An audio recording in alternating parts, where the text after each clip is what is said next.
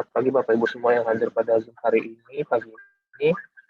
Sebelum kita memulai kegiatan kita PKS, alangkah baiknya kita berdoa dulu. Berdoa menurut agama dan kepercayaan masing-masing. Berdoa dipersilahkan.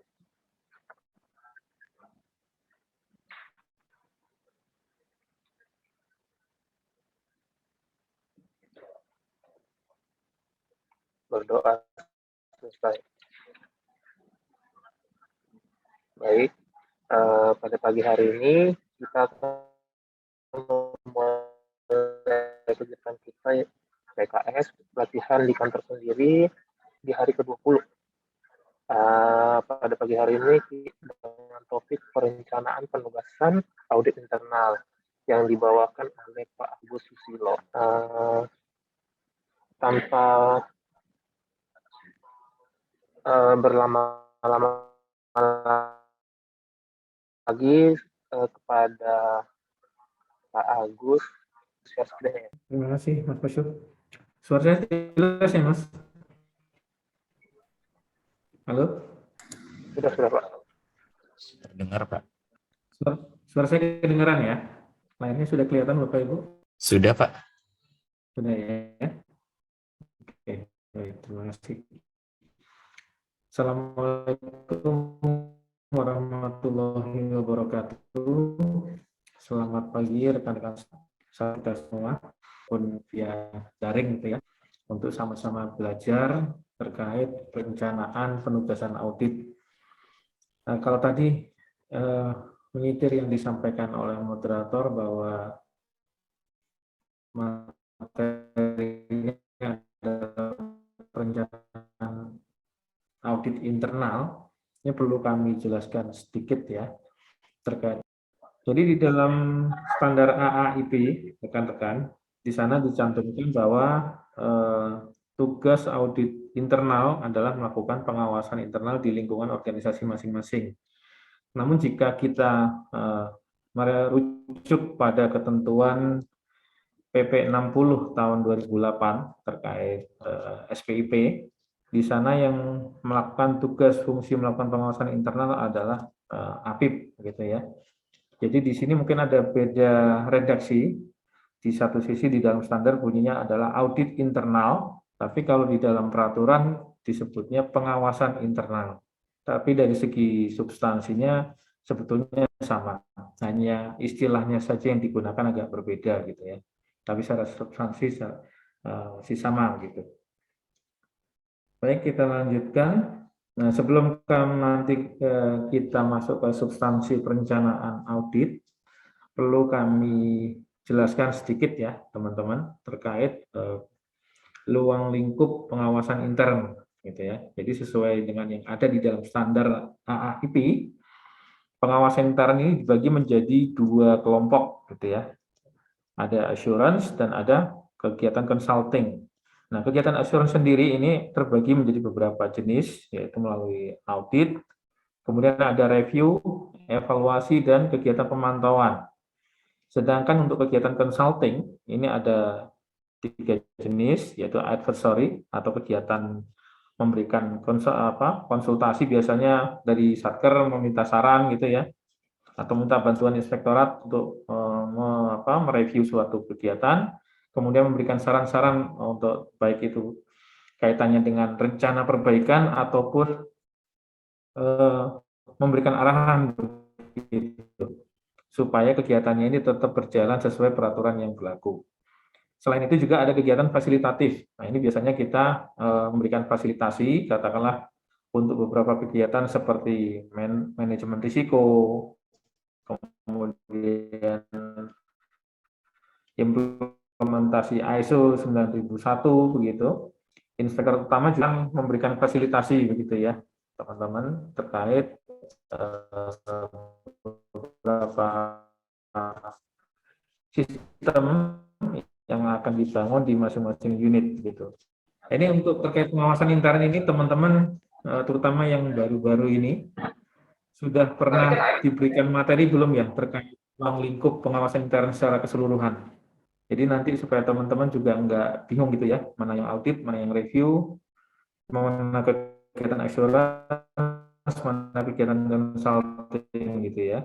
Terkait pengawasan intern ini, teman-teman yang baru untuk terkait substansi pengawasannya sendiri sudah pernah diberikan belum ya? Sudah, Pak. Itu terkait dasar-dasar Sudah audit dan ya? sebagainya, Pak ya? Oke, baik. Mm-mm, mm-mm. Ya, sudah, Pak. Artinya substansi audit sudah pernah diberikan ya? Sudah, Pak. Sudah apa? Memahami begitu ruang lingkup audit itu seperti apa gitu ya. Jadi supaya teman-teman juga nggak bingung. Karena di kita ini di inspektorat tugas pengawasannya bervariasi ya. Jadi ada audit, review, evaluasi, pemantauan, kemudian ada juga kegiatan yang lain. Nah ini masing-masing ada derajat perbedaannya begitu. Nah, ini nanti mungkin kami jelaskan sedikit ya supaya teman-teman juga ada gambaran begitu.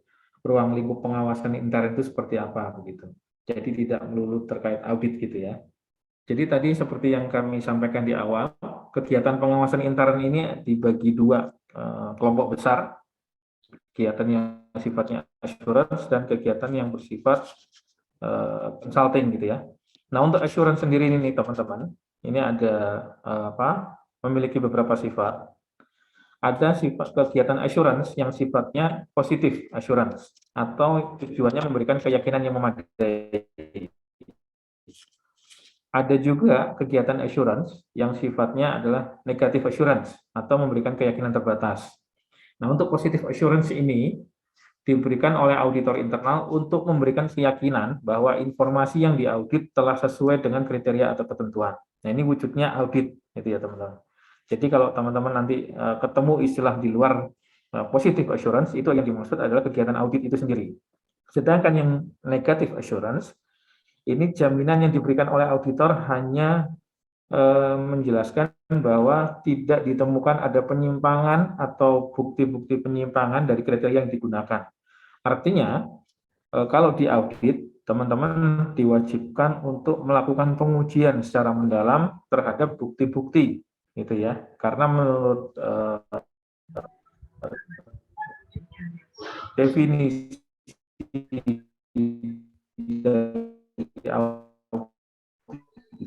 itu sendiri adalah, nah untuk kegiatan assurance seperti review, evaluasi, dan pemantauan, ini sifatnya jaminannya hanya bersifat terbatas, gitu ya.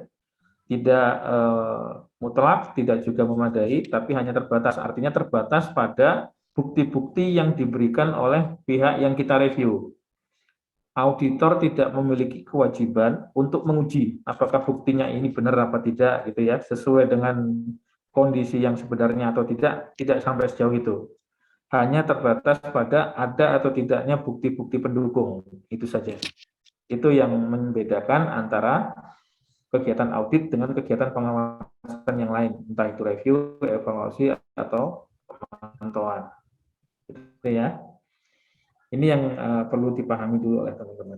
Nah, untuk kegiatan perencanaan itu sendiri, secara umum tidak terlalu berbeda ya, antara kegiatan yang sifatnya positive assurance atau audit dengan kegiatan yang negative assurance. Artinya yang hanya memberikan keyakinan terbatas. Secara umum, untuk perencanaan mirip-mirip, tidak jauh berbeda. Hanya nanti pada saat pendalaman penyusunan program kerjanya itu yang agak berbeda, karena memang di dalam audit dituntut untuk melakukan pengujian secara mendalam sehingga nanti prosedurnya lebih rigid, lebih detail, dan teknik yang digunakan juga lebih bervariasi gitu ya. Nah, ini kita masuk ke substansi perencanaan. Secara umum, teman-teman dalam melakukan pengawasan intern, terutama dalam hal audit, dibagi menjadi 3 kegiatan utama. Yang pertama perencanaan, kemudian pelaksanaan, dan pelaporan. Nah, perencanaan ini adalah tahap yang dimulai dengan penetapan tujuan dari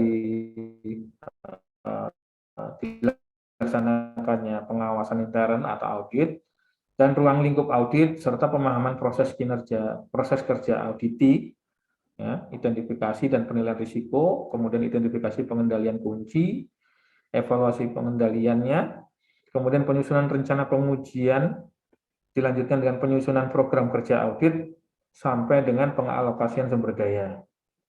Jadi nanti kita akan lebih banyak membahas di bagian P1 ini, di perencanaan. Sedangkan untuk di pelaksanaan dan pelaporan, mungkin nanti kalau pelaksanaan di audit sudah ini ya, pelaksanaan audit kan tadi disampaikan Mas Jihan sudah pernah disampaikan gitu ya, termasuk pelaporan mungkin telah disinggung sedikit.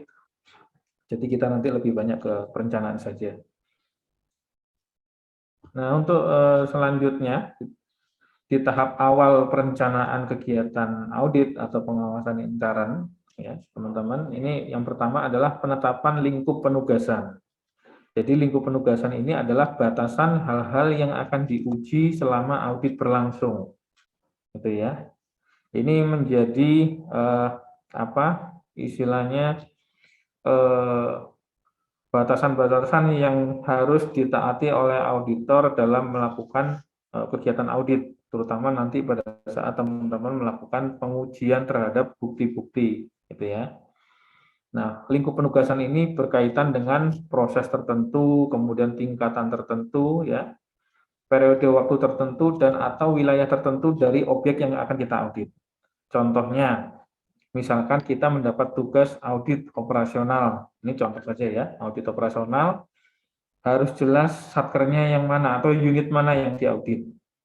Itu akan menentukan wilayah mana saja yang menjadi kewenangan bagi auditor untuk melaksanakan audit. Contoh, audit atas operasional Balai Besar POM di Surabaya. Maka yang menjadi kewenangan auditor untuk melakukan audit hanya sebatas ruang lingkup yang menjadi catchment area dari Balai Besar POM di Surabaya. Auditor tidak boleh melakukan pengujian terhadap bukti-bukti yang tidak menjadi kewenangan atau menjadi tugas fungsi dari Balai Besar POM di Surabaya. Itu ruang lingkupnya seperti itu. Kemudian berikutnya harus jelas juga proses yang akan diaudit. Karena nanti di penjelasan berikutnya kita akan lihat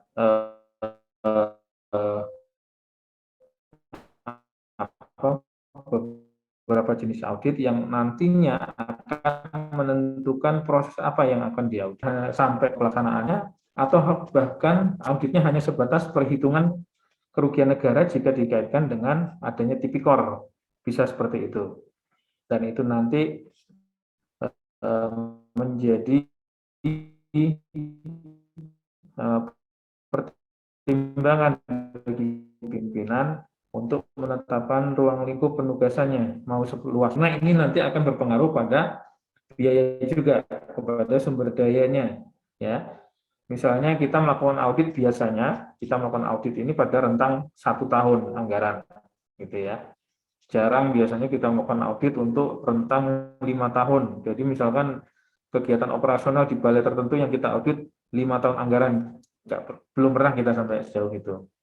Biasanya kita batasi untuk 1 tahun anggaran, karena terkait juga dengan biaya yang dibutuhkan untuk melakukan suatu penugasan audit. Nah, dengan adanya ruang lingkup penugasan ini akan membantu tim audit untuk lebih fokus pada pengujian tertentu, ya. Jadi karena misalkan tahun anggarannya sudah dibatasi tahun anggaran 2021 misalnya, tim audit akan lebih fokus menguji bukti-bukti pelaksanaan kegiatan di tahun anggaran 2021. Auditor tidak boleh menguji bukti-bukti di luar ruang lingkup penugasan. Misalnya kemudian auditor meriksa juga pelaksanaan kegiatannya di 2020 atau 2022. Nah, ini tidak diperbolehkan, ya. Ini yang harus dipahami. Selain itu juga dengan lingkup penugasan ini akan membantu tim audit untuk mengevaluasi kualitas bukti-bukti audit, gitu ya. Nah, ini kalau tadi disampaikan Mas Jihan, teman-teman sudah mendapatkan materi terkait auditing. Kira-kira kalau menurut teman-teman kualitas bukti audit ini ada berapa macam? Mungkin Rizky Faiza nih. Coba, sudah ini belum? Sudah tahu belum kualitas bukti-bukti audit ini yang seperti apa? Karena itu akan gimana Belum, Pak. Belum ya? Di materi auditing kemarin sudah sempat disinggung nggak ya? Apa hanya ini aja proses auditnya saja? Halo? Iya, halo, Pak. Maaf, lupa, Pak. Oke. Nah, mungkin nanti kita review kembali gitu ya terkait materi auditing. Mungkin memang kalau materi audit ini sebetulnya nggak cukup hanya 2 jam ya, karena kalau kita rujuk ke silabus diklat, untuk audit ini sendiri membutuhkan waktu kurang lebih minimal 10 hari. Jadi kalau kemudian kita hanya PKS 2 jam, ya saya yakin tidak cukup. Jadi memang butuh beberapa kali PKS gitu supaya teman-teman juga memahami secara mendalam apa sih audit itu. Jadi kalau kaitannya tadi dengan lingkup penugasan, teman-teman, kaitannya dengan kualitas bukti-bukti audit, gitu ya. Mungkin saya singgung sedikit. Kalau kualitas bukti-bukti audit ini kita mengenal yang namanya rekod cuma. Artinya ada relevan, ada kompetensi, kemudian material, dan cukup.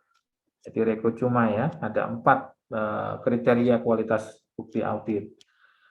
Cukup artinya dari segi jumlah maupun jenis bukti yang dibutuhkan bagi auditor untuk mengambil suatu kesimpulan, itu jumlahnya cukup. Ya, dari jenisnya juga cukup. Mungkin satu bukti tidak akan cukup untuk membuat kesimpulan, butuh bukti-bukti yang lain. Itu dari segi cukup.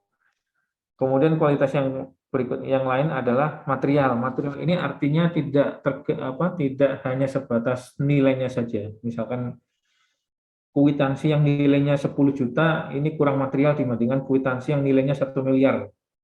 Mungkin dari segi satu aspek iya. Tapi kalau dikaitkan dengan tujuan audit belum tentu seperti itu. Jadi tidak tergantung pada nilai sebuah bukti, tapi lebih ke arah penting tidaknya suatu bukti untuk mendukung simpulan auditor. Itu yang harus dipegang ya, terkait kualitas bukti audit. Kemudian kalau dikaitkan dengan ruang lingkup penugasan, kita juga perlu menjaga kualitas terkait relevansi bukti audit. Artinya relevan, bahwa bukti yang dikumpulkan auditor ini harus berkaitan langsung dengan objek audit, gitu ya.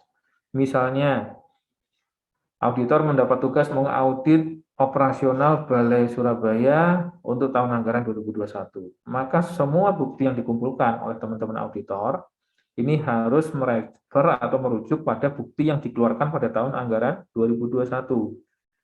Gitu ya.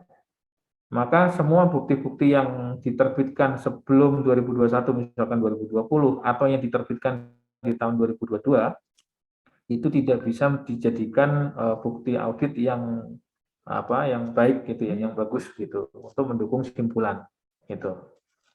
Ya. Jadi ini kaitannya tadi dengan ruang lingkup penugasan. Atau misalnya juga auditor mendapat audit dengan tujuan tertentu terkait pengadaan barang jasa. Maka semua bukti-bukti yang dikumpulkan oleh auditor harus relevan dengan kegiatan pengadaan barang jasa. Ya, jika audit bukti-bukti yang dikumpulkan terkait dengan kegiatan lain yang tidak relevan dengan objek yang menjadi audit sesuai dengan ruang lingkup penugasan, maka tentunya bukti-bukti itu menjadi lemah gitu ya, tidak bisa dipakai sebagai bukti audit gitu. Jadi kaitannya itu antara ruang lingkup penugasan dengan kualitas bukti audit. Ya. Kemudian terkait penetapan ruang lingkup penugasan ini adalah keputusan dari pimpinan instansi pengawasan intern. Artinya pimpinanlah yang menetapkan, yang mempunyai kewenangan untuk menetapkan ruang lingkupnya ini sejauh mana, sebatas apa, batasan-batasannya apa. Itu adalah kewenangan pimpinan dengan professional judgment-nya. Artinya dengan pertimbangan-pertimbangan tertentu sesuai dengan kompetensi pimpinan, maka pimpinan akan menentukan ruang lingkup penugasannya sampai sejauh mana. Gitu. Selain itu juga, ruang lingkup penugasan ini juga akan mempermudah membaca laporan untuk memahami permasalahan dan kesimpulan yang disampaikan di dalam laporan hasil audit. Itu terkait ruang lingkup penugasan. Berikutnya, terkait dengan penetapan tujuan penugasan. Jadi di dalam perencanaan selain menetapkan ruang lingkup, juga audit internal harus menetapkan tujuan penugasannya. Ya, di dalam penetapan tujuan penugasan ini berkaitan dengan jenis audit yang akan dipilih, gitu ya. Tadi sesuai dengan pertimbangan-pertimbangan pimpinan, kemudian batasan ruang lingkupnya tadi yang sudah ditetapkan. Nah, kemudian dengan pertimbangan-pertimbangan lain, kira-kira jenis audit yang akan dipilih itu apa? Itu akan menentukan atau tergantung dengan tujuan penugasannya. Ya, misalnya begini, pimpinan ingin menguji sebuah operasi kegiatan, misalkan pengadaan vaksin, gitu ya, terkait COVID. Ini terkait dengan penanganan pandemi COVID, ada pengadaan vaksin, sehingga pimpinan ingin menguji apakah pengadaan vaksin itu sudah memenuhi peraturan yang berlaku tidak.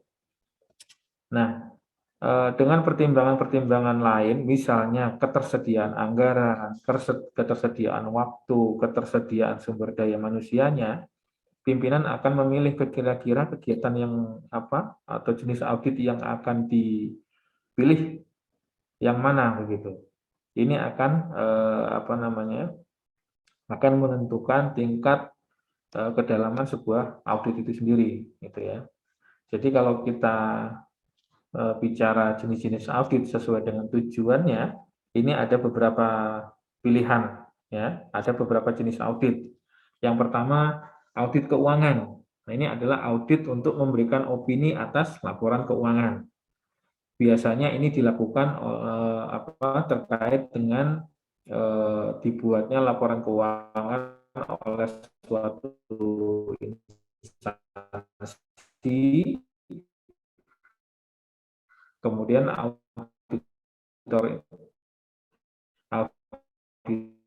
diminta untuk menilai laporan keuangan atau belum. Nah, itu auditnya adalah dilakukan, atau bahkan mungkin tidak pernah, ya, karena kita memang tidak diminta secara khusus untuk menilai laporan keuangan dari Badan POM.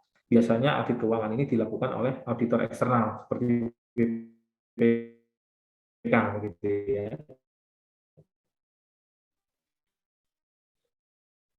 Dan nanti outputnya adalah opini terhadap ini dilakukan untuk menilai efektivitas dan efisiensi sebuah kegiatan atau program, gitu ya. Nah, jadi tadi sebelum melakukan penugasan audit,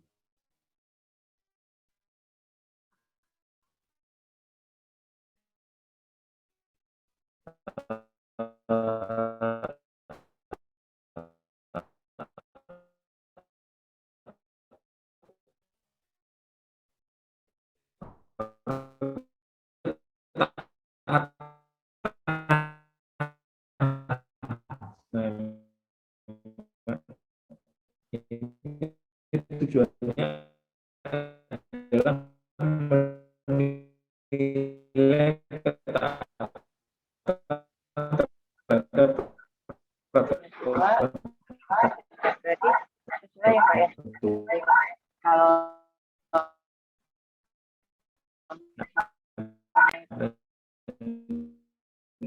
ini audit dengan tujuan tertentu ini dilakukan untuk memberikan penjelasan.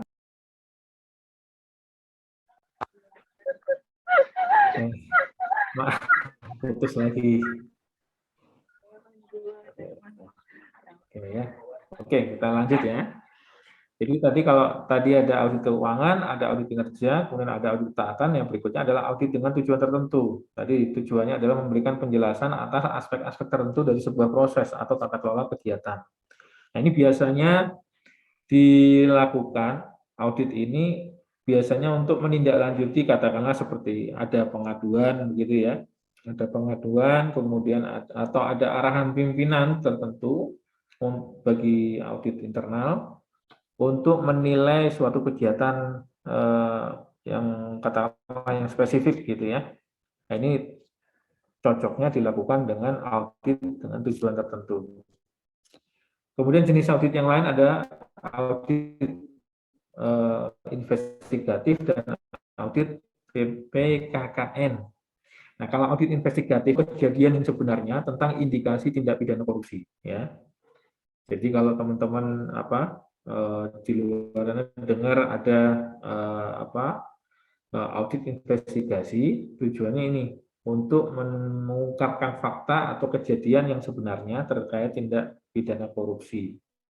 Ya. Tujuannya nanti hasil akhirnya adalah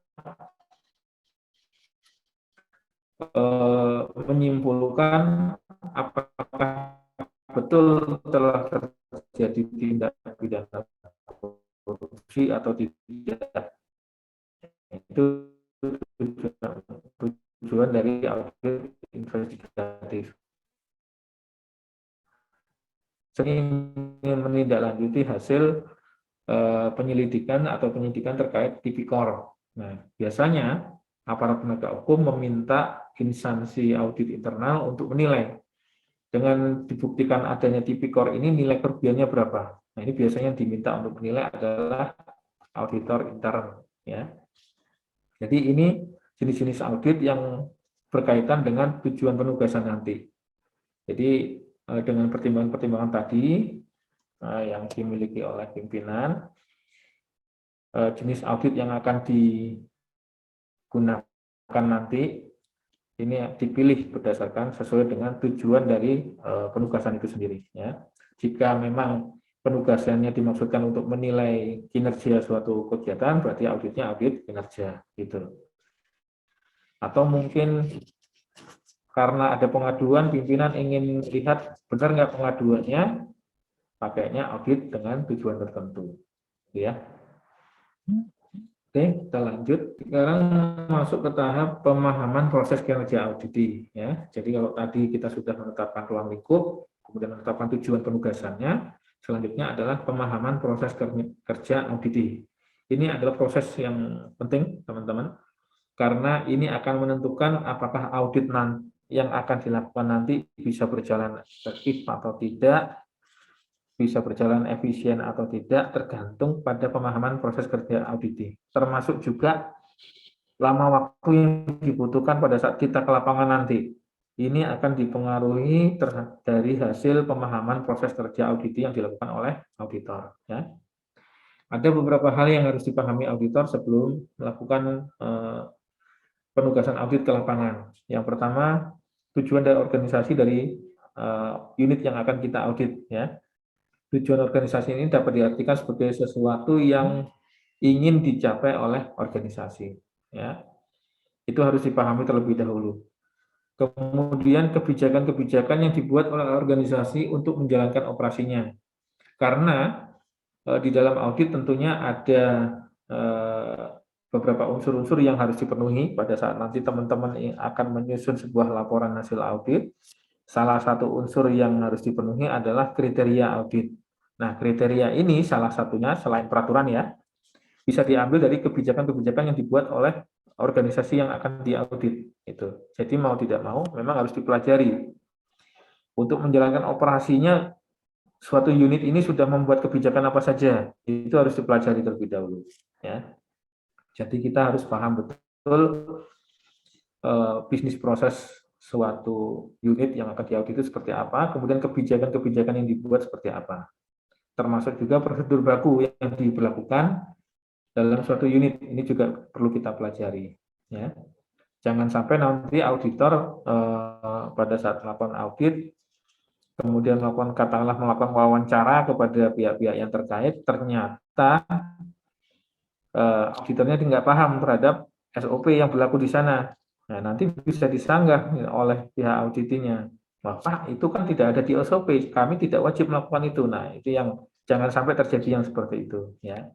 Oleh karena itu, pada saat perencanaan, auditor harus memahami prosedur baku yang ditetapkan untuk operasi mereka.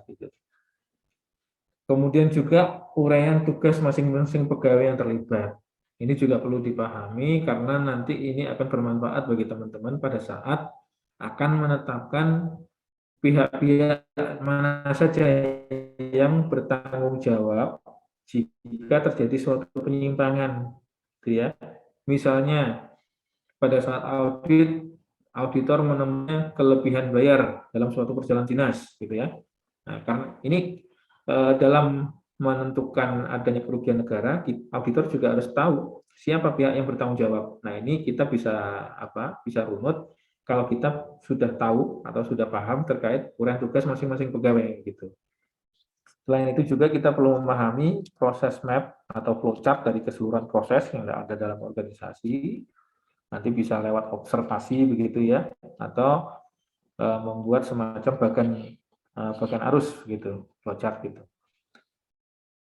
Selain itu juga kita perlu melihat dokumentasi lain yang dibuat oleh unit yang akan diaudit, misalnya laporan efektivitas internal kontrol, ini juga bisa menjadi referensi, atau juga dokumen manajemen risiko.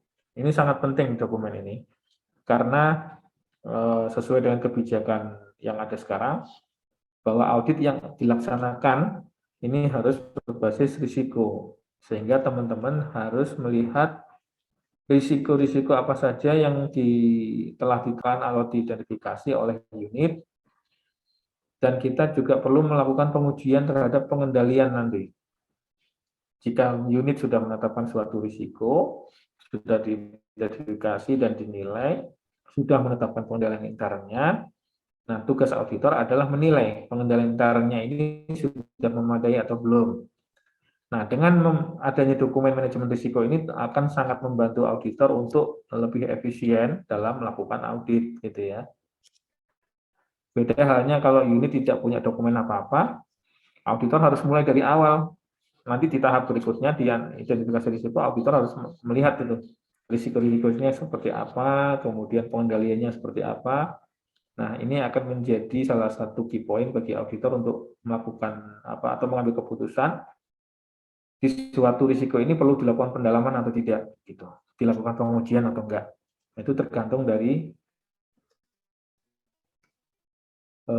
dokumen manajemen risikonya itu sendiri.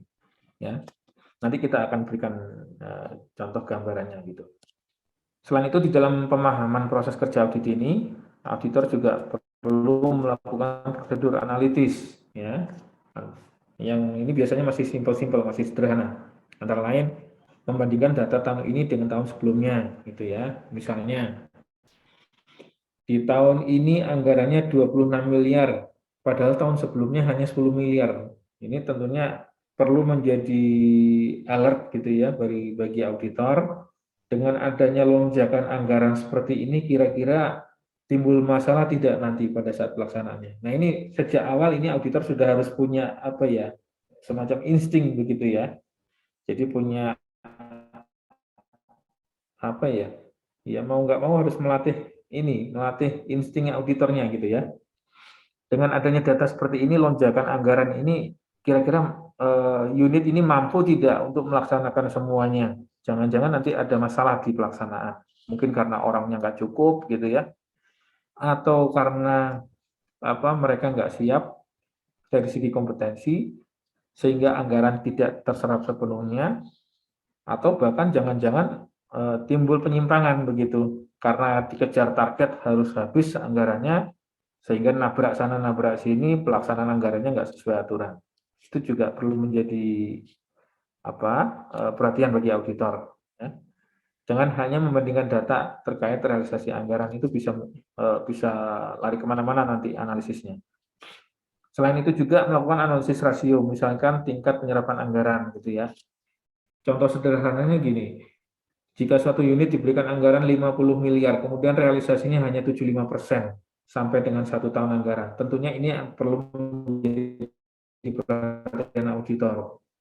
Kira-kira kenapa ini serapan anggarannya hanya 75%? Ya dipertimbangkan nanti masuk ke tahap perencanaan berikutnya, yaitu menilai pengendalian dari suatu unit. Jangan-jangan di pengendalian untuk terkait pelaksanaan anggaran, pengendaliannya kurang bagus, sehingga serapannya rendah. Gitu. Ini sehingga perlu dilakukan analisis seperti itu.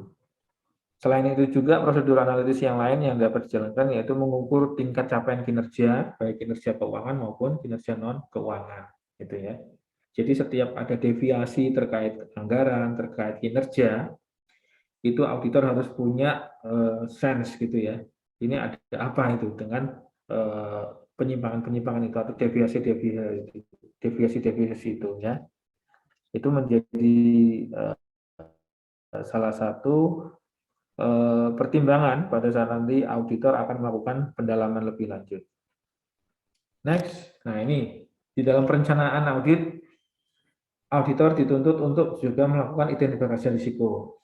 Jadi identifikasi risiko ini merupakan proses menetapkan apa, di mana, kapan, gitu ya, mengapa dan bagaimana suatu risiko dapat terjadi sebelum risiko timbul dan berdampak negatif terhadap pencapaian tujuan. Ya, nah, alhamdulillah, untungnya kita di Badan POM ini semua unit sudah diwajibkan untuk menyusun atau implementasikan manajemen risiko, sehingga auditor tidak perlu repot-repot lagi harus bekerja dari nol gitu ya, mengidentifikasi risiko-risiko di unit itu apa saja gitu, nggak perlu sampai seperti itu. Karena setiap unit sekarang sudah mempunyai dokumen manajemen risiko. Salah satunya adalah risk register atau daftar risiko. Sehingga auditor tinggal melihat saja itu daftarnya, ya. Tidak perlu mengawang-awang dari nol begitu ya, menghayal-hayal gitu nggak perlu lagi. Ini dokumennya sudah ada, tinggal nanti auditor menguji dari daftar risiko yang sudah dibuat oleh teman-teman di unit ini. Kira-kira menurut auditor masih ada nggak risiko-risiko yang terlewat gitu, yang nggak masuk di daftar. Jangan-jangan masih ada risiko yang tidak masuk di dalam daftar. Nah, ini yang perlu menjadi bahan evaluasi auditor gitu ya, di dalam identifikasi risiko ini. Nah, identifikasi ini bisa menggunakan metodologi yang tepat dan melibatkan para pemilik risiko yang terkait dengan kegiatan yang dinilai risikonya. Baik itu bisa melalui wawancara gitu ya, atau evaluasi dokumen, atau bahkan auditor bisa melakukan observasi dan pendekatan lain, dan nanti difinalisasi pada saat FGD gitu ya. Mungkin bukan FGD yang di hotel atau apa gitu, enggak gitu ya. Tapi pada saat teman-teman di lapangan nanti di unit, teman-teman bisa melakukan diskusi gitu ya dengan owner dari suatu risiko atau pemilik kegiatannya gitu ya. Dari risiko-risiko yang teman-teman auditor sudah rekap, dievaluasi, dikomunikasikan lagi dengan pemilik kegiatannya. Apakah benar risiko ini mungkin bisa terjadi dalam kegiatan mereka gitu. Nah, kalau sudah sepakat, baru nanti dibuat listnya, dibuat daftar berdasarkan kelompoknya begitu ya. Dan jangan lupa teman-teman perlu mengidentifikasi jenis risikonya ya, karena risiko itu ada dua macam, ada inherent risk, ada residual risk. Nah, yang teman-teman lihat di lapangan nanti itu adalah inherent risk-nya atau residual risk. Teman-teman juga harus paham itu sebagai auditor ya. Inherent risk ini adalah risiko yang melekat dalam suatu kegiatan. Ya. Misalnya dalam pengelolaan keuangan, gitu ya. Di dalam pengelolaan keuangan selalu ada risiko kehilangan uang atau selisih uang. Itu adalah risiko yang selalu melekat dalam semua kegiatan pengelolaan keuangan. Itu yang namanya inherent risk. Ya. Risiko murni dari suatu kegiatan sebelum dilakukan intervensi apapun. Itu inherent risk. Nah, residual risk adalah saldo risiko, ya. Jadi setelah nanti ketemu inherent risk, kemudian ditreatment dengan perlakuan tertentu, dengan pengendalian tertentu, derajat risikonya turun. Nah, setelah turun inilah yang namanya residual risk. Nah, ini perlu dilihat oleh auditor. Residual risk-nya ini masih tinggi enggak? Kalau sudah cukup rendah di bawah toleransi, ya sudah, berarti kan bisa dilewati, nggak perlu diperdalam. Ya. Tapi jika menurut auditor residual risk-nya masih relatif tinggi, melebihi batas toleransi, nah, itu yang menjadi salah satu objek yang harus didalami oleh auditor. Gitu. Jangan-jangan ada pengendalian yang nggak efektif nih. Itu salah satu sasaran dari auditor. Nah, output dari identifikasi risiko ini adalah risk register. Ini mungkin nanti saya nggak terlalu jelaskan detail terkait identifikasi risiko ini karena nanti ada materi tersendiri ya terkait main risk, manajemen risiko. Nanti teman-teman bisa lebih belajar lebih dalam lagi terkait manajemen risiko ini. Oke, kita lanjut ke penilaian risiko. Jadi kalau teman-teman nanti tadi sudah menetapkan jenis-jenis risikonya, kemudian dievaluasi, dianalisis, ya, dinilai. Jadi kegiatan penilaian risiko ini adalah merupakan penentuan tingkat kemungkinan terjadinya risiko serta pengaruhnya atau dampaknya, ya, atau akibat yang harus ditanggung oleh entitas atau organisasi. Di dalam penilaian risiko ini tidak diperlukan akurasi yang katakanlah akurasinya 100%. Nah, enggak seperti itu. Enggak harus seperti itu ya. Tidak harus presisi banget gitu enggak. Tapi cukup berupa memperkirakan peringkat risikonya ya. Ini hanya untuk membantu auditor untuk menyusun prioritas. Ya, menyusun prioritas risiko-risiko mana yang harus diperdalam dalam nanti teman-teman melakukan pengujian terhadap bukti-bukti ya. Misalkan risiko kehilangan uang ya. Teman-teman harus menguji risiko kehilangan uang ini terjadi apa tidak nih. Nah, gitu. Nah, cuman teman-teman harus lihat jika memang kehilangan uang ini peringkatnya rendah banget, artinya risikonya rendah gitu ya. Ya teman-teman nggak usah memperdalam sampai menghabiskan waktu segala macam gitu ya untuk menguji risiko itu. Paling sambil lalu saja. Waktunya auditor harus dimanfaatkan untuk menguji risiko-risiko yang masih tinggi gitu. Jadi auditnya lebih terarah, lebih fokus gitu ya. Karena dalam penugasan audit juga dibatasi oleh waktu. Sehingga teman-teman harus membuat prioritas mana yang harus didulukan, mana yang harus diperdalam, mana yang cukup dilihat sambil lalu gitu ya. Itu harus ada prioritasnya. Nah, salah satu tools yang dipakai adalah ini tadi hasil penilaian risiko. Jadi auditor dalam penilaian risiko ini menetapkan risiko yang melebihi batas toleransi mana saja, itu yang nanti akan diperdalam. Kemudian seberapa besar pengaruh pengendalian yang ada terhadap risikonya. Ya, jadi setelah tahu prioritas risikonya, nanti teman-teman melihat pengendaliannya juga. Pengendalian yang disusun oleh unit yang akan diaudit ini sudah bagus apa enggak, itu harus dinilai ya pengendaliannya.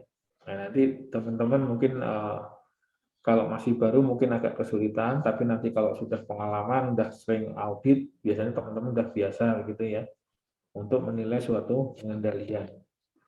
Nah, unsur yang dinilai dalam penilaian risiko ini ada dua, yaitu dampak risikonya atau impact-nya serta kemungkinan terjadinya risiko atau likelihood-nya ya.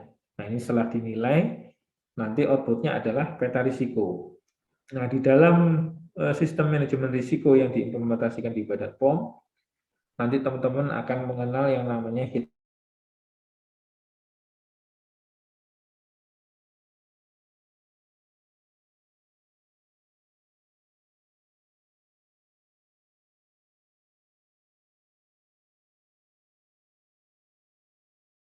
ya. Jadi misalnya gini, skala dampak dibuat skala 5, 1 sampai 5. Kemudian kemungkinan terjadinya juga dibuat dalam skala 5 gitu ya. Misalnya suatu risiko A, dampaknya level 4, kemungkinan terjadinya level 3. Nah, kalau menurut pedoman yang dibuat oleh BPKP, skor risikonya adalah hasil perkalian antara dampak dan kemungkinan terjadinya. Jadi kalau dampaknya 4, kemungkinannya 3 dikalikan menjadi 12. Itulah skor risikonya ya.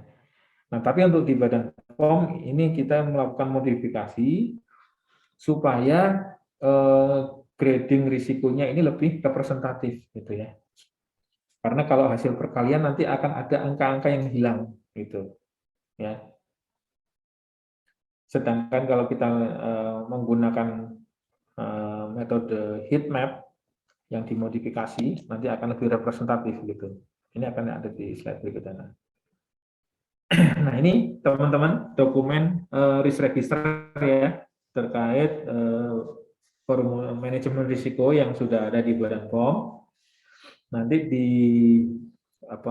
pada saat teman-teman belajar manajemen risiko Ini ada dokumen disk register, ada 21 kolom ya.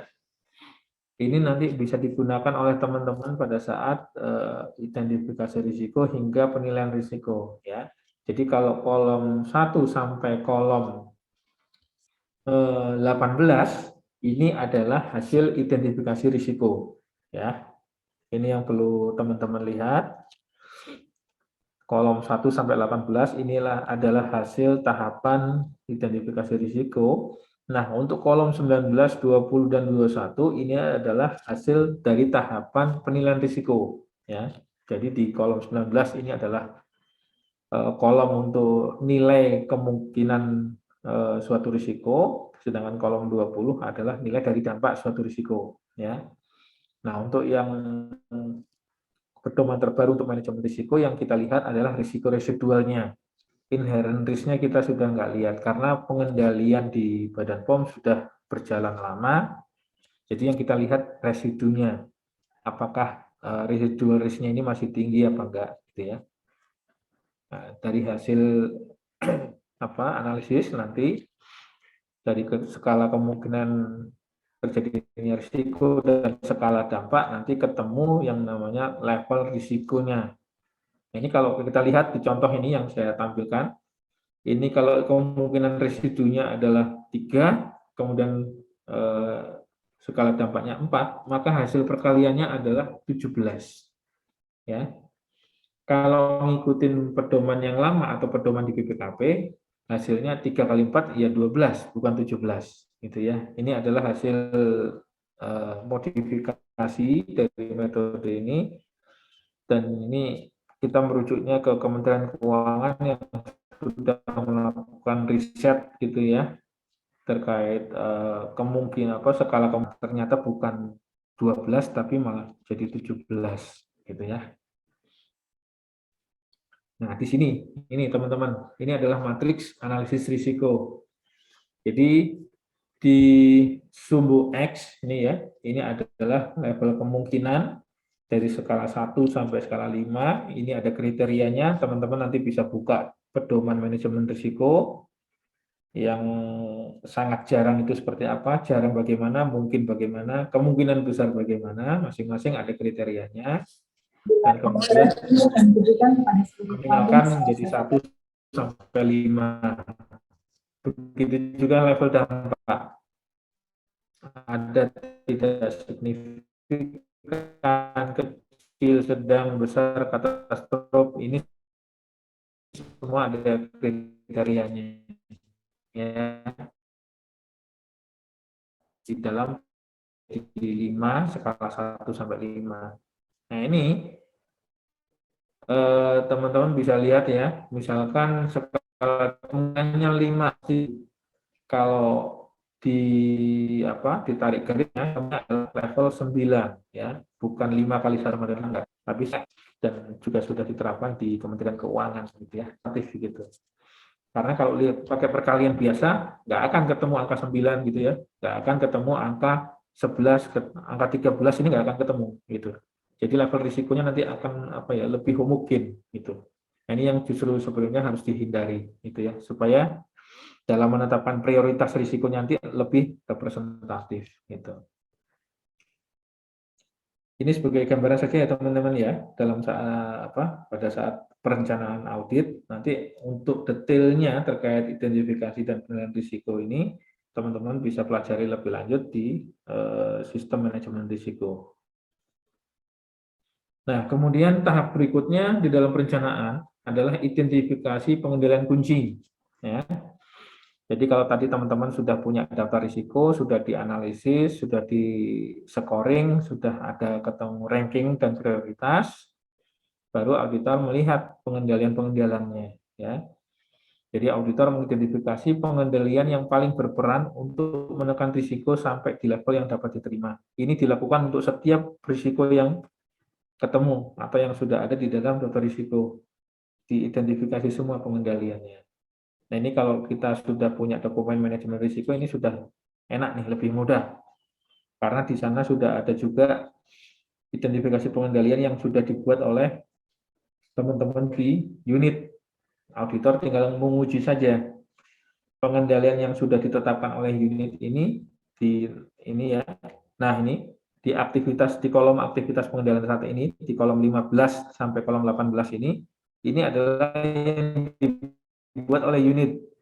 Teman-teman tinggal melihat saja nih, pengendalian yang dibuat ini sudah bisa menghilangkan atau mengurangi risikonya belum, gitu ya. Ini teman-teman tinggal menguji saja, tidak perlu teman-teman bikin sendiri, mengawang-awang sendiri itu nggak perlu. Di sini sudah ada, teman-teman tinggal menguji, betul tidak yang dibuat oleh unit ini.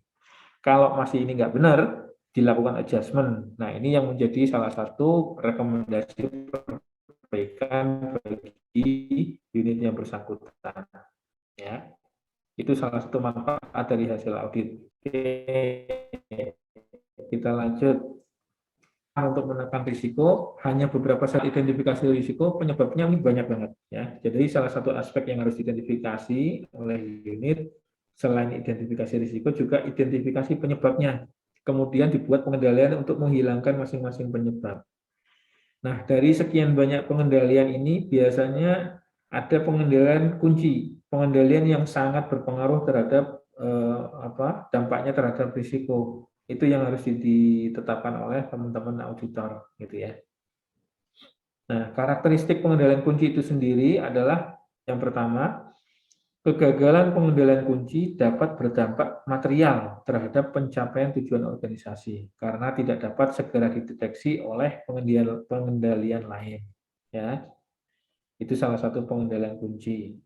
Kemudian yang berikutnya, berfungsinya pengendalian kunci dapat mencegah kegagalan pengendalian lain sebelum berdampak secara material. Nah, itu ya. Contohnya di dalam pengadaan barang jasa. Di dalam pengadaan barang jasa ini teman-teman kalau nanti ada materi terkait pengadaan barang jasa, nanti teman-teman bisa lihat di sana mulai dari perencanaan juga ya, ada nyusun HPS, melakukan tender, evaluasi penawaran, sampai ke pengumuman pemenang tender, sudah dibuat koridor-koridornya oleh LKPP. Tahapan-tahapannya sudah dibuat, masing-masing tahapan ada pengendaliannya. Ya. Nah, salah satu pengendalian kunci untuk kegiatan pengadaan melalui tender adalah HPS. Ya. HPS ini adalah batasan tertinggi dari suatu penawaran, harga perkiraan sendiri. Jika HPS yang disusun oleh PPK terlalu tinggi, sudah otomatis penawaran yang masuk juga tidak bisa dijamin penawarannya bisa rendah. Pasti juga akan mengikuti jadi tinggi-tinggi gitu ya. Beda halnya jika HPS-nya disusun secara ketat, secara keahlian gitu, disusun secara rigid gitu ya. Otomatis nanti penawaran yang masuk juga tidak tinggi-tinggi amat begitu. Ini itu salah satu pengendalian kunci. Salah menetapkan HPS, otomatis harga yang terbentuk tender juga kurang gitu ya. Itu fungsi HPS. Dan itu adalah salah satu pengendalian kunci. Ini yang harus diidentifikasi oleh auditor pada tahap perencanaan ya. Karena ini yang harus diuji oleh auditor pada saat audit di lapangan. Kemudian berikutnya menyusun rencana pengujian ya. Jadi kalau tadi teman-teman sudah tahu risikonya, sudah dianalisis, sudah ketemu prioritas, kemudian sudah diidentifikasi pengendalian kunci, sekarang auditor harus menyusun rencana pengujiannya. Gimana sih mau menguji bahwa HPS-nya itu benar? Gimana sih caranya menguji bahwa pelaksanaan realisasi keuangannya sudah dijalankan sesuai aturan? Itu harus diuji semua, dan itu harus direncanakan dari awal ya. Jadi auditor internal harus mendesain teknik untuk memperoleh buktinya. Jadi untuk mencapai tujuan audit, auditor harus memperoleh bukti. Ini harus didesain dulu cara memperoleh buktinya seperti apa. Kemudian termasuk di dalamnya sifat pengujiannya bagaimana, waktu pelaksanaannya kapan, prosedur yang harus diperlukan untuk memperoleh bukti bagaimana. Itu harus didesain dari awal ya. Gitu. Contohnya, salah satu pengendalian di dalam pengadaan barang jasa adalah adanya berita acara serah terima barang. Ya. Jadi kalau teman-teman meriksa pengadaan barang biasa, salah satu pengendaliannya adalah harus ada berita acara serah terima. Itu salah satu pengendalian, ya. Walaupun tidak menjamin berita acara ini akan menjamin bahwa barang yang diserah terimakan benar apa enggak. Oleh karena itu harus diuji pengendaliannya tadi, benar enggak nih BAST-nya, berita acara serah terimanya, ya. Itu salah satu pengendalian dan salah satu bukti audit juga berita acara itu. Nah, untuk memperoleh berita acara itu apa yang harus dilakukan auditor? Prosedurnya bagaimana? Itu harus ditetapkan dari awal, ya. Jangan sampai memperoleh suatu bukti auditor dengan cara yang tidak benar atau mengambil dokumen, mengambil bukti tanpa sepengetahuan dari pemilik. Itu sangat dilarang, ya. Jadi dalam memperoleh bukti, auditor harus mendapatkan bukti dengan cara-cara yang benar.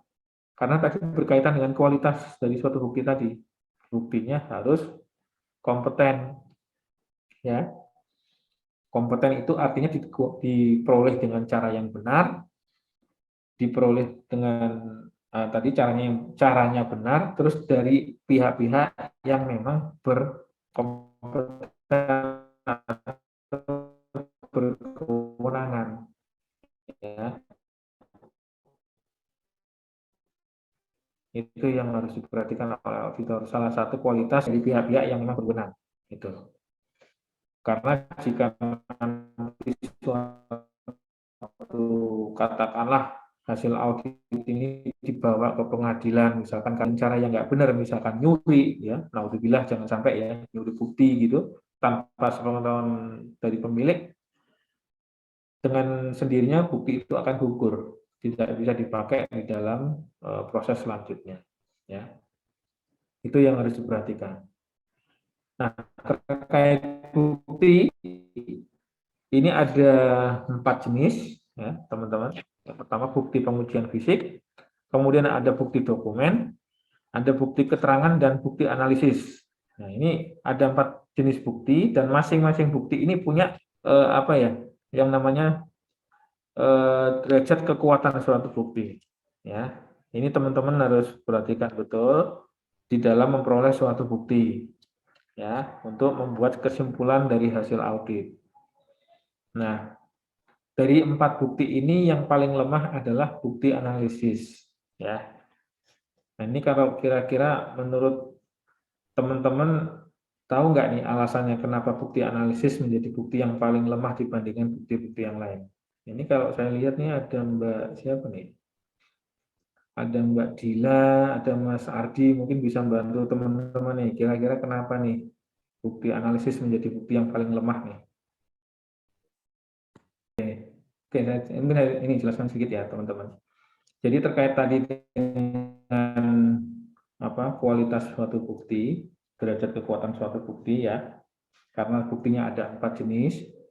Bukti yang pertama sampai ketiga ini, bukti pengujian fisik, bukti dokumen, bukti keterangan, ini adalah bukti yang diperoleh dari pihak lain, ya. Bisa dari pihak auditi, bisa dari pihak ketiga yang masih berkaitan dengan kegiatan yang dilakukan oleh auditi. Sedangkan bukti analisis adalah bukti yang dibuat oleh auditor sendiri, gitu. Itu sebabnya 3 bukti yang lain ini lebih kuat derajatnya ketimbang bukti analisis, gitu ya. Karena bukti analisis ini karena dibuat sendiri oleh auditor, sehingga bukti ini masih bisa di-challenge gitu ya, disanggah gitu oleh baik itu auditi maupun pihak ketiga. Jika memang dalam melakukan analisis kita punya kelemahan, ini bisa sangat mungkin bukti analisis kita ini disanggah, ya, baik oleh auditi maupun oleh pihak ketiga.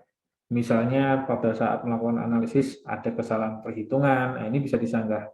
Tapi kalau yang namanya pengujian fisik, bukti dokumen, ini bukti yang sangat kompeten, diperoleh caranya benar, ini sudah nggak bisa ditolak lagi gitu ya.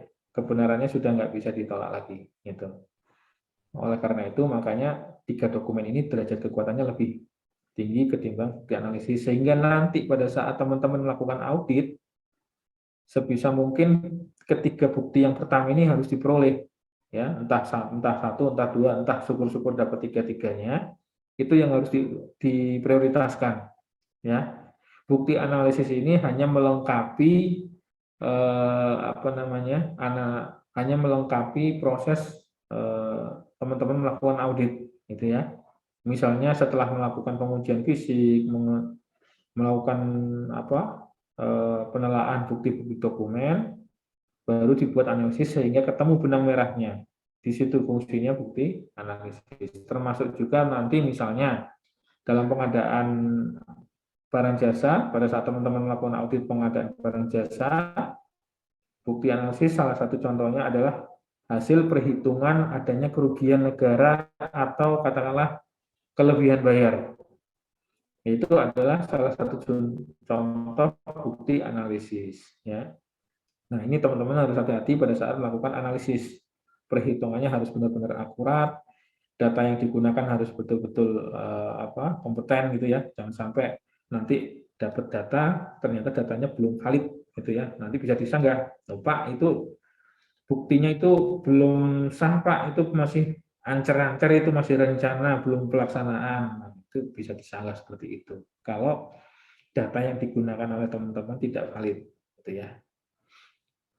Kemudian selain itu juga, selain teman-teman auditor harus mendesain teknik memperoleh bukti, teman-teman juga harus membuat atau merancang prosedur auditnya, ya, dalam rangka cara memperoleh bukti dan bagaimana teman-teman harus mengolah bukti itu dibuat prosedurnya, ya, urutan langkah-langkah yang ditempuh oleh auditor dalam rangka memperoleh bukti dengan menggunakan berbagai teknik audit. Nah, ini kalau teman-teman kemarin sudah belajar auditing, harusnya teman-teman sudah tahu nih teknik auditnya apa saja. Karena ada 18 teknik audit itu. Nah, itu teman-teman harus pahami itu, ya. Masing-masing teknik akan menghasilkan bukti yang berbeda, ya. Tapi masing-masing teknik bisa saling melengkapi. Bisa jadi dalam satu tahapan prosedur audit, dalam ini memperoleh bukti, teknik yang digunakan lebih dari satu, ya, itu. Bisa beberapa teknik digunakan sekaligus gitu, atau secara simultan gitu ya, tekniknya digunakan, beberapa teknik digunakan untuk memperoleh suatu bukti audit. Nah, itu yang harus teman-teman susun pada tahapan perencanaan rencana pengujian, ya. Karena kembali lagi ke definisi audit adalah kegiatan atau proses untuk melakukan pengujian. Itu yang menjadi rohnya suatu audit, ya. Salah dalam merencanakan bukti audit yang harus diperoleh, salah dalam membuat prosedurnya, salah dalam mendesain cara analisisnya, bisa menyebabkan auditnya gagal. Itu yang harus menjadi perhatian, ya. Sehingga di tahapan ini harus betul-betul dipertimbangkan, gitu ya. Ini pengalaman auditor sangat sangat membantu, gitu ya, dalam menyusun rencana pengujian. Nah, nanti berikutnya kalau sudah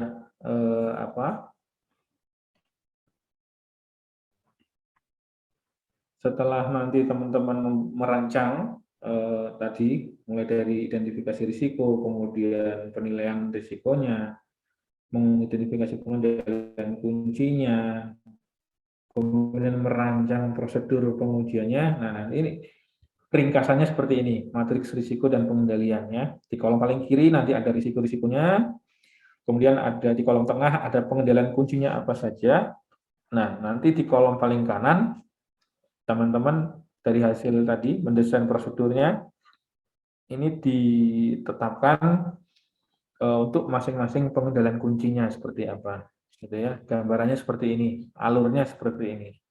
Risikonya apa, pengendalian kuncinya apa saja, kemudian cara menguji masing-masing pengendalian ini efektif atau tidak, teman-teman buat prosedurnya di kolom paling kanan ini, ya. Itu alur prosesnya seperti itu. Nah, baru kemudian setelah kita membuat rancangan tadi, auditor internal perlu menyusun suatu program kerja audit. Ini adalah tahapan wajib sesuai dengan standar audit ya. Tidak boleh dilewati ini. Nah, ini program kerja audit atau PKA ini adalah rancangan prosedur dan teknik audit yang disusun secara sistematis, yang harus diikuti dan dilaksanakan oleh auditor dalam melaksanakan kegiatan audit dalam rangka mencapai tujuan audit. Itu ya. Jadi di PKA ini nanti ada isinya tahapan-tahapan prosedur-prosedur yang harus dijalankan oleh masing-masing auditor ya untuk memperoleh bukti, mengevaluasi bukti, menganalisis bukti sampai ketemu suatu simpulan hasil audit ya. Jadi di dalam PKA ini harus memuat informasi mulai dari prosedur auditnya, kemudian alokasi auditornya yang melaksanakan masing-masing prosedur audit, siapa saja gitu ya, termasuk juga alokasi waktu yang diperlukan untuk melakukan suatu prosedur, bisa 2 jam, 3 jam, atau bahkan seharian gitu ya, itu nanti sesuai dengan pertimbangan dari ketua tim maupun pengendali teknisnya. Selain itu juga di dalam PKA memuat nomor kertas kerja audit, jadi setiap prosedur audit dicantumkan nomor kertas kerjanya ya untuk sebagai referensi. Jadi nanti kalau pengendali teknis melakukan review dari kertas kerja auditor, nanti akan bisa dirujuk untuk tahapan prosedur yang ini kertas kerjanya mana. Nanti supaya memudahkan melakukan review, setiap tahapan harus dibuat nomor kertas kerja auditnya. Konsep PKA ini disiapkan oleh ketua tim, kemudian direview oleh pengendali teknis atau auditor medianya gitu ya, untuk memberikan tambahan informasi atau arahan-arahan melengkapi PKA-nya. Kemudian jika ada pengendali mutu, direview kembali oleh pengendali mutu untuk dilakukan selanjutnya dilakukan persetujuan atau pengesahan dari PKA. Nah, yang perlu pahami teman-teman, PKA ini sifatnya dinamis ya, tidak kaku. Artinya ini karena sifatnya adalah perencanaan, maka sifatnya dinamis. Artinya setelah PKA ini dibuat terus bukan kok kaku nggak bisa diutak-atik, itu enggak ya. Jadi PKA ini masih bisa disesuaikan dengan kondisi di lapangan pada saat pelaksanaan audit ya.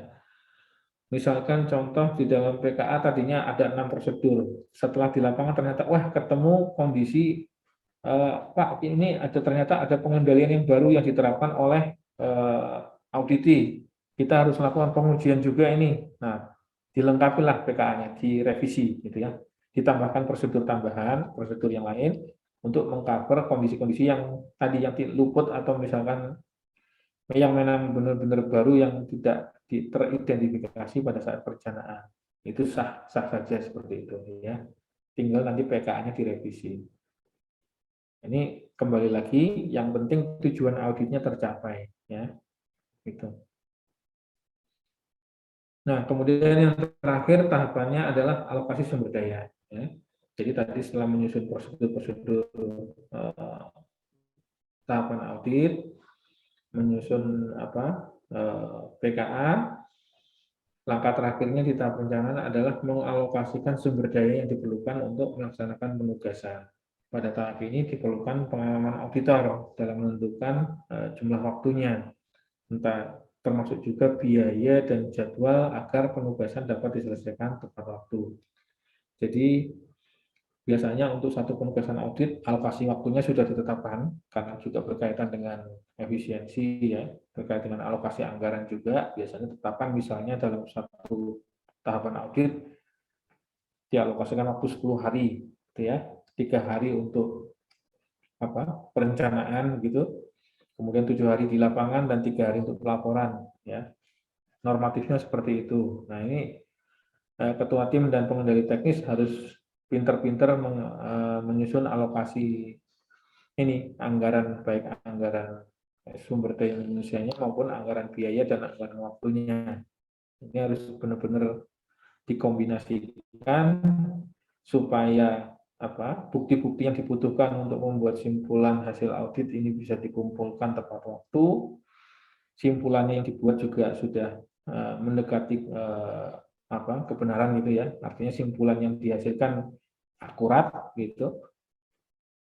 Ini tergantung dari kemampuan pengendali teknis maupun ketua tim dalam menyusun tadi program kerja audit maupun alokasi sumber dayanya, ya. Gitu. Dan kemudian masing-masing prosedur pengujian tersebut ditetapkan auditor yang akan melaksanakan disertai dengan target waktu pelaksanaan dan dana yang diperlukan. Jadi masih terkait dengan PKA tadi. Setelah kalau di PKA tadi awalnya ada prosedur-prosedur, kemudian masing-masing prosedur ditetapkan auditornya siapa yang bertanggung jawab untuk melaksanakan, termasuk juga alokasi waktu yang diberikan kepada masing-masing auditor untuk menjalankan masing-masing prosedur berapa lama. Bisa 1 jam, 2 jam, 3 jam, monggo saja. Itu sesuai dengan kebutuhan dan kondisi di lapangan. Ya. Itu terkait alokasi sumber dayanya, teman-teman. Nah, ini nanti kami coba contohkan PKA-nya ya. Nah, ini adalah salah satu contoh program kerja audit yang dibuat oleh teman-teman auditor, ya. Di dalam program kerja audit ini, jadi ada bagian judul, ya, nama institusinya, institusi audit internalnya. Kalau di kita Inspektorat Utama Badan POM, kemudian nama auditinya, ya, identitas dari auditinya, terus dicantumkan, kemudian sasaran auditnya apa, bisa berupa kegiatan, program gitu ya, atau tahun anggaran yang diaudit gitu. Kemudian periode audit ini juga perlu dicantumkan. Nah, di dalam program kerja audit ini tadi di kolom uraian inilah prosedur-prosedur yang harus dilakukan untuk memperoleh bukti audit ini dituangkan di sini, ya, selengkap mungkin, sedetail mungkin, sesuai dengan alokasi waktu yang tersedia. Ya. Ini kemudian dibuat alokasi sumber dayanya, misalkan kalau dilihat ini kegiatan pemeriksaan sarana, mungkin misalnya diberikan alokasinya kepada auditor tertentu gitu ya, tinggal dicantumkan namanya di sini di perencanaan ini. Kemudian waktu auditnya berapa lama? Gitu. Bisa 1 jam, 2 jam gitu ya, atau bahkan berapa hari gitu.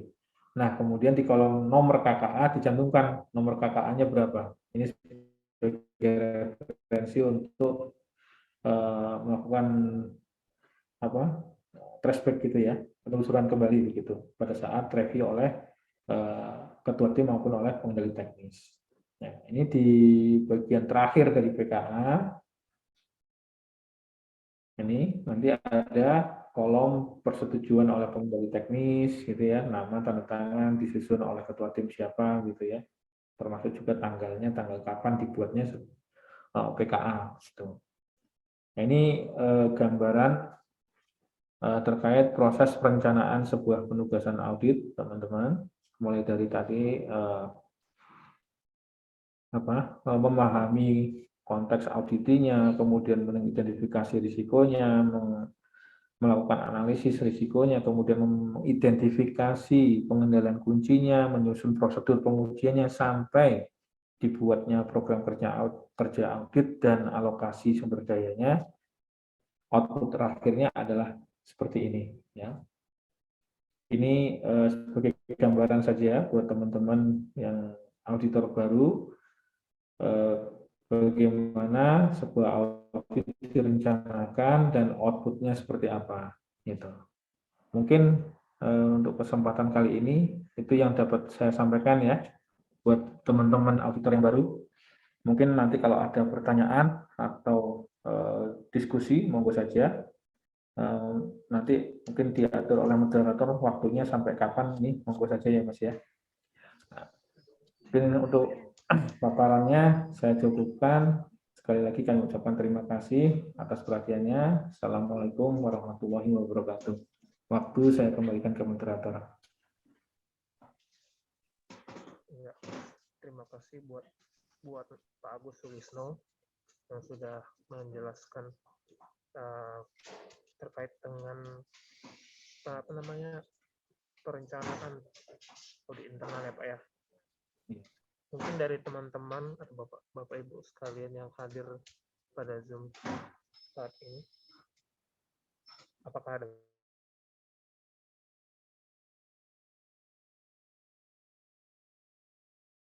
kemungkinannya bisa dua, Mas, bisa paham sekali atau malah bingung gitu ya. iya Pak, masih di awang-awang ya Pak ya.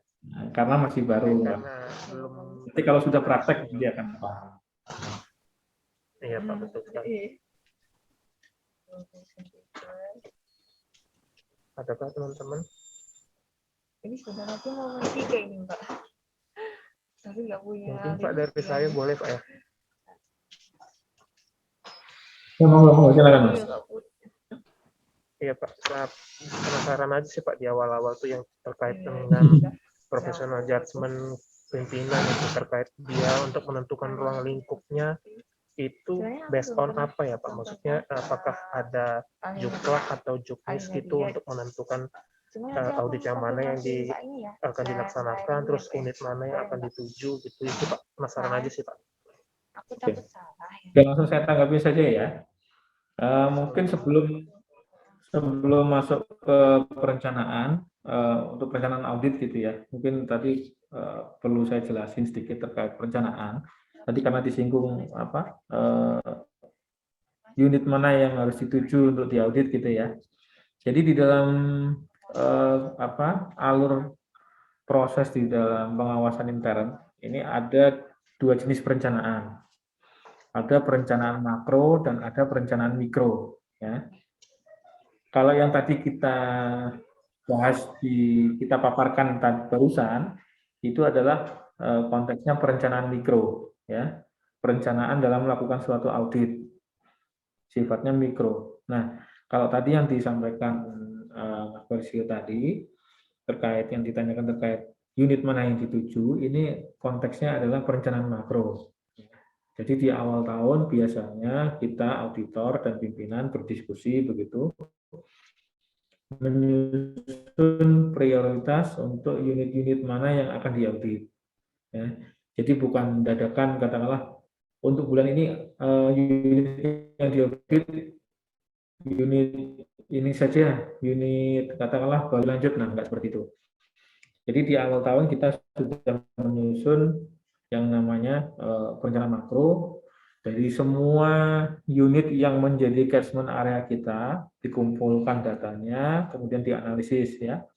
Kalau di kita sudah punya yang namanya pedoman penyusunan pedoman penyusunan program kerja pengawasan tahunan ya. Di sana kita sudah punya pedoman dan tata cara menganalisis dari semua unit yang menjadi kewajiban kita untuk melakukan pengawasan. Tentunya kan tidak semua bisa diaudit karena keterbatasan anggaran, keterbatasan sumber daya, sehingga harus dibuat prioritas sesuai dengan target yang ada di dalam anggaran. Nah, contohnya untuk tahun ini 2022 kita mendapatkan target 22 unit yang harus diaudit dari kurang lebih 50-an lebih lah unit yang ada yang menjadi wilayah inspektorat 1. Nah, karena tidak semuanya bisa diaudit, maka kita harus membuat prioritas. Nah, kemudian untuk ketemu suatu prioritas tadi, kita melakukan analisis. Tentunya analisisnya juga berbasis risiko. Ya. Kita sudah punya pedoman penyusunan program pengawasannya, sehingga kita bisa menetapkan prioritas unit-unit mana saja yang akan diaudit. Tinggal nanti waktu pelaksanaannya kapan, nah itu baru disesuaikan gitu ya. Sebetulnya kita dari awal sudah ngeplot triwulan 1 yang akan diaudit mana saja, triwulan 2 mana saja gitu, sesuai dengan yang sudah masuk di dalam prioritas gitu ya.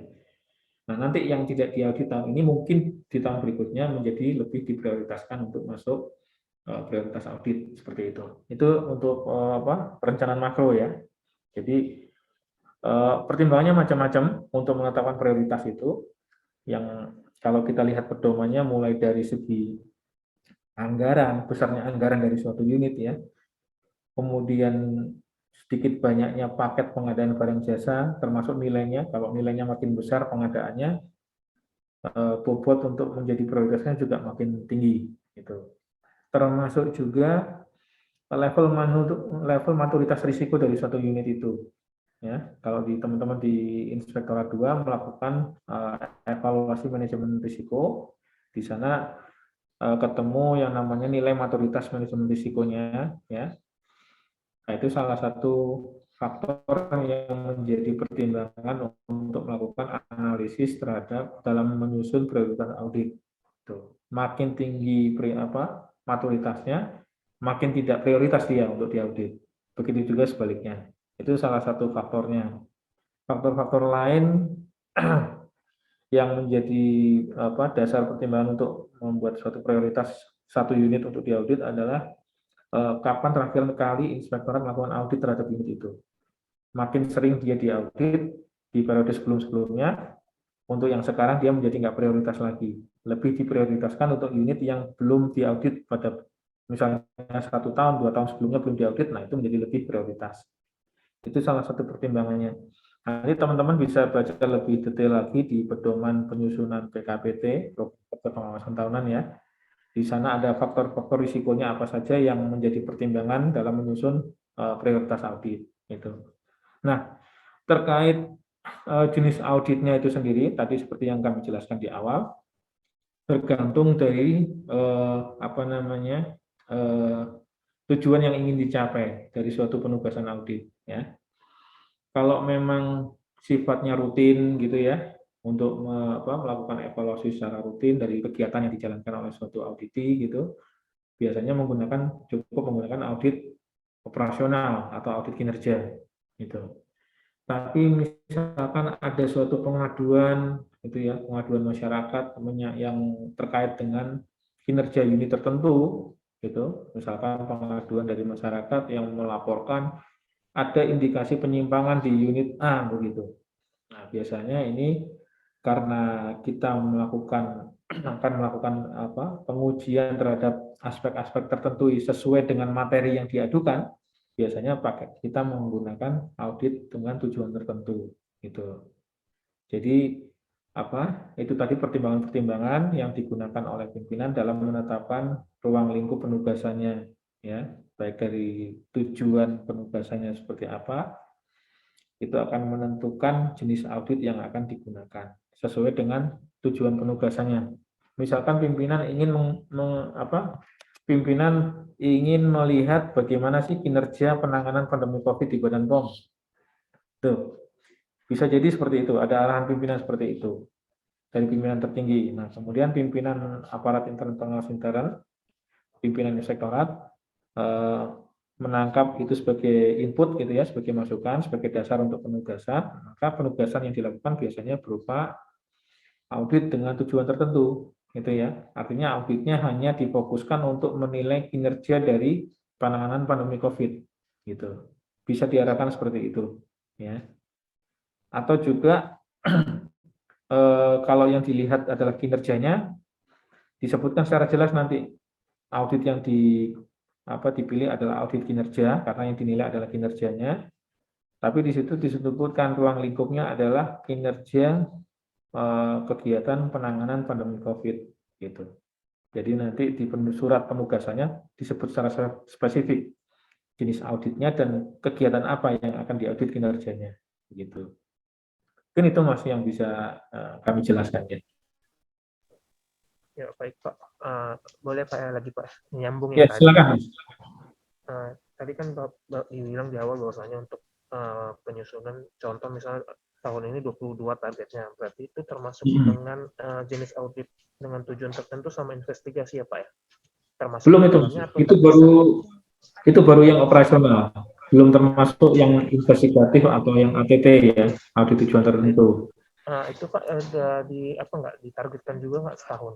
Kan kita juga tidak bisa menentukan dalam tahun ini apakah ada semacam tindakan pidana korupsi atau gimana gitu sehingga masih gimana? Masih gamblang gitu antara gambling antara iya dan enggak tahun ini ada tipikor atau enggak. Untuk yang tadi yang tadi kami sebutkan target 22 itu adalah target untuk audit umum, yang sifatnya umum ya, audit operasional atau audit kinerja begitu Mas. Itu apa namanya sesuai dengan dokumen anggaran yang sudah ditetapkan bahwa inspektorat, terutama inspektorat 1, mendapatkan target tahun ini anggarannya adalah diarahkan untuk yang sifatnya rutin atau kalau yang sekarang namanya audit operasional atau audit kinerja.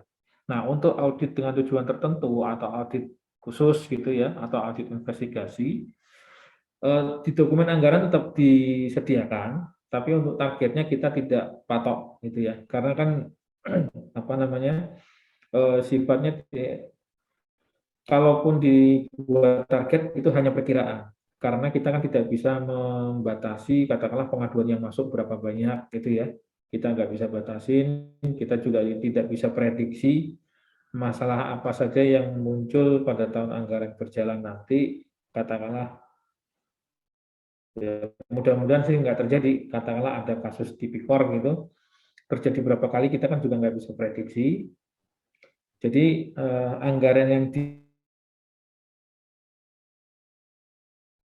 tapi dari segi target sendiri kita tidak mentargetkan secara khusus karena memang tidak bisa diprediksi, dan sehingga yang dibuat target adalah audit yang sifatnya rutin, itu audit operasional maupun audit kinerja begitu.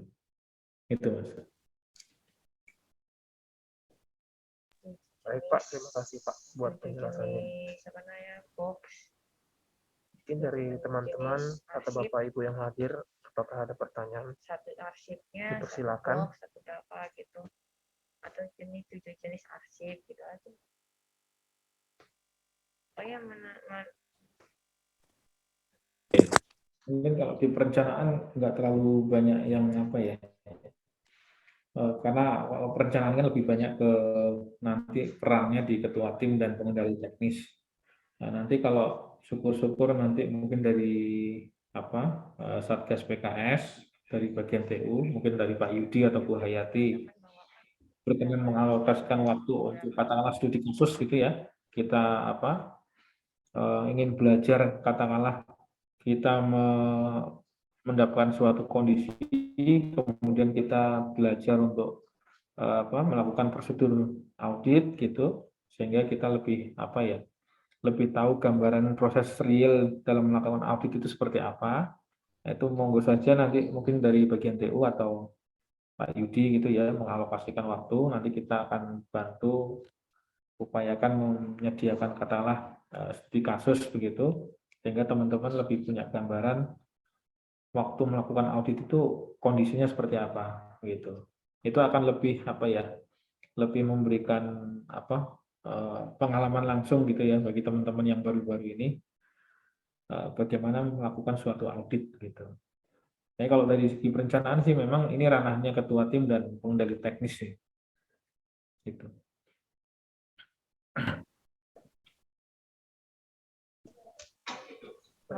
khususnya apa? Mungkin untuk sesi PKS pada pagi hari ini sudah dicukupkan dulu ya Pak ya. Yeah. Ya baik Pak, terima kasih buat waktunya. Mungkin sebelum kita menutup acara kita pada pagi hari ini, alangkah baiknya kita untuk mendokumentasikan untuk itu mestinya dipersilakan. Baik, terima kasih Mas Barcio. Dipersilakan Bapak dan Ibu hadirin sekalian untuk dapat mengaktifkan fitur kameranya untuk saya dokumentasikan. Dipersilakan Bapak dan Ibu untuk dapat mengaktifkan fitur kameranya sejenak.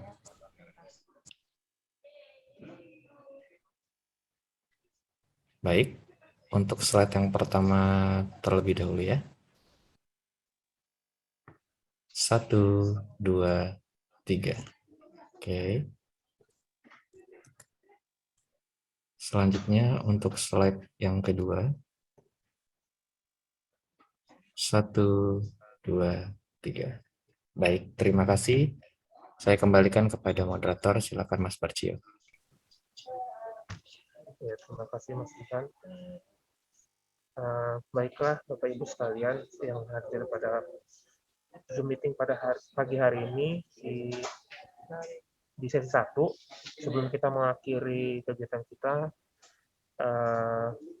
alangkah baiknya kita berdoa juga, karena kita mengawali dengan berdoa dan kita akhiri juga dengan doa. Maka dengan itu berdoa dipersilakan.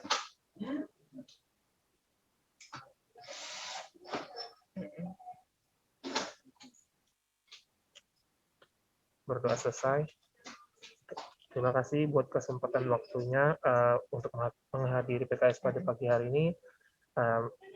Mohon maaf jika ada salah kata dan perbuatan yang terjadi secara acara berlangsung. Pemberian kode rahasia.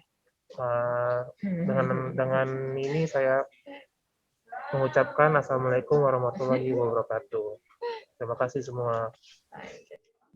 Terima kasih Pak Agus, Mas Barcio, Bapak Ibu hadirin.